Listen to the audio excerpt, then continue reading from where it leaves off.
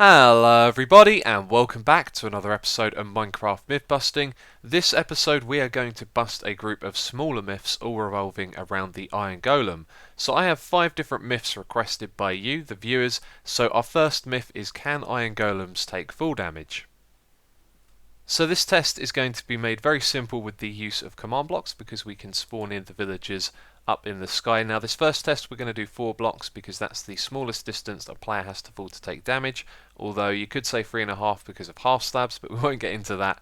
So let's spawn this guy, and you can see there he didn't take any damage, and the way we're going to know that he's taken damage is that he's going to turn red and he's going to make a noise like that. So for this second test, let's spawn him up a lot higher. We're going to go for 20 blocks with this one. There he is, didn't take any full damage, off you go. So for this next test we're going to go all out. We're going to spawn him 160 blocks up in the sky, which is the sky limit from where we're standing right now.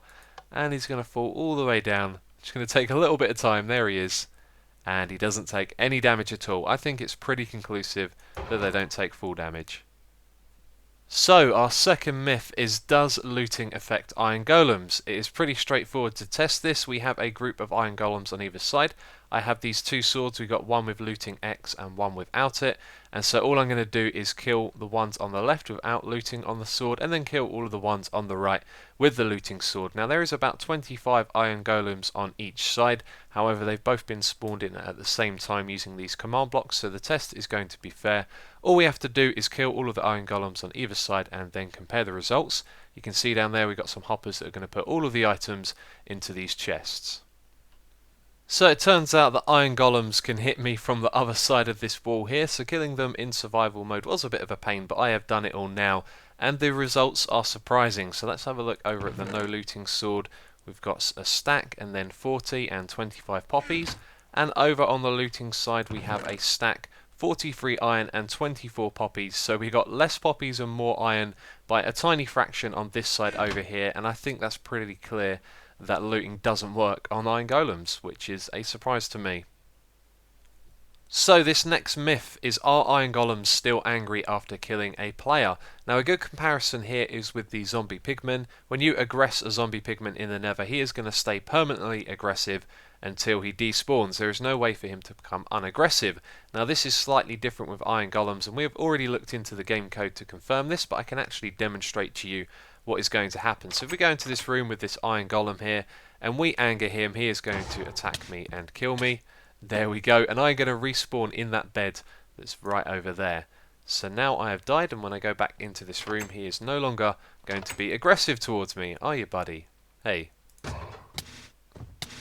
So let me explain what's going on here. When I attack the Iron Golem, he is going to target the entity that attacked him specifically, and he's only ever going to become unaggressive if that entity dies. So when he killed me, I respawned in the bed, I had died, and therefore he was no longer aggressive towards me. Now what's interesting about this is it doesn't specify in what way the player dies, so any way that you die will reset it, but also it means you can log out of the world and back in again, and then he will no longer be aggressive. So let me give you a quick demonstration of that. We're going to hit him, he's about to kill us, so we're going to log out. And then we log back in, and you can see he is no longer aggressive. So this next myth that has been requested, I think is going to show us an answer just by the question itself. Do Iron Golems that are spawned in with blocks get angry at the player? Now we know that a naturally spawned in golem, like this guy here that I found in a village, is going to get angry at the player. But if we spawn one in with blocks like this, then I'm going to guess he won't get angry at the player when we hit him. So we're about to find out. Let's hit this guy. He doesn't appear to be aggressive at all, does he?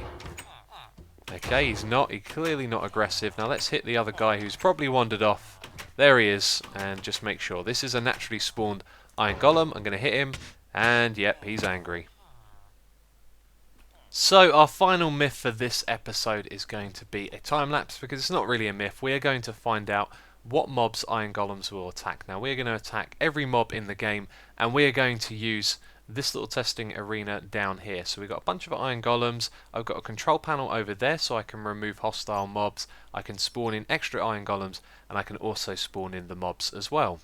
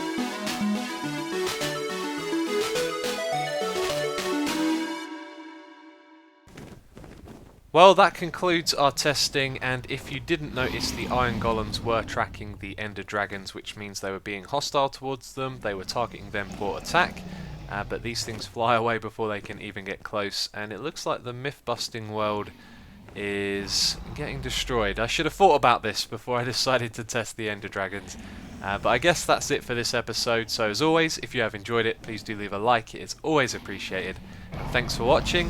I will catch you next time.